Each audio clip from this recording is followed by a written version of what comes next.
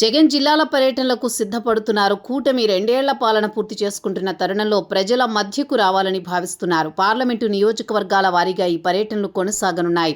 వాస్తవానికి గత ఏడాది సంక్రాంతికి ముందు జనంలోకి జగన్ వస్తారని వార్తలొచ్చాయి. అయితే కూటమికి కనీసం 2 ఏళ్ల పాలనా గడువు ఇవ్వాలన్న ఉద్దేశంతో జగన్ వెనక్కి తగ్గారు. అయితే ఇప్పుడు కూటమి 2 ఏళ్ల పాలన పూర్తయిన తరుణంలో ప్రభుత్వంపై వ్యతిరేకత ప్రారంభమైందని భావిస్తున్నారు.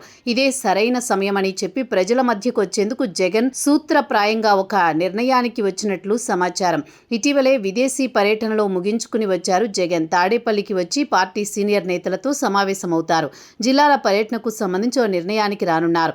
వచ్చే ఎన్నికలు వైసీపీకి తాడోపేడో లాంటివి. ఖచ్చితంగా పార్టీ గెలవాల్సిందే, లేకుంటే మాత్రం ఇబ్బందికర పరిస్థితులు తప్పవు. ఆ విషయం జగన్కి తెలుసు. అందుకే జిల్లాల పర్యటనల ద్వారా నియోజకవర్గాల స్థితిగతులు తెలుసుకోవడం, అక్కడ సరైన అభ్యర్థులను రంగంలోకి దించడం వంటి వాటిపై దృష్టి పెడతారు. ప్రతి పార్లమెంటు నియోజకవర్గ పరిధిలోని 7 అసెంబ్లీ స్థానాలకు ఈ పర్యటనలో ప్రాధాన్యత ఇవ్వనున్నారు. ప్రతి నియోజకవర్గం నుంచి ఒక 100 మంది నేతల జాబితాను తయారు చేసి వారి నుంచి అభిప్రాయాలు సేకరించనున్నారు. అయితే ఇది సాధారణ పర్యటనలా లేకుంటే బస్సు యాత్రల ద్వారా చేరువ కావాలా అన్నది తేలాల్సి ఉంది. జగన్ తన జిల్లాల పర్యటనలను ఉత్తరాంధ్ర నుంచి ప్రారంభించే అవకాశం ఉంది. శ్రీకాకుళం పార్లమెంటు స్థానం నుంచి ఆయన పర్యటన మొదలవుతుందని పార్టీ వర్గాలు చెబుతున్నాయి. లండన్ పర్యటన ముగించుకుని జగన్ బెంగళూరు చేరుకున్నారు.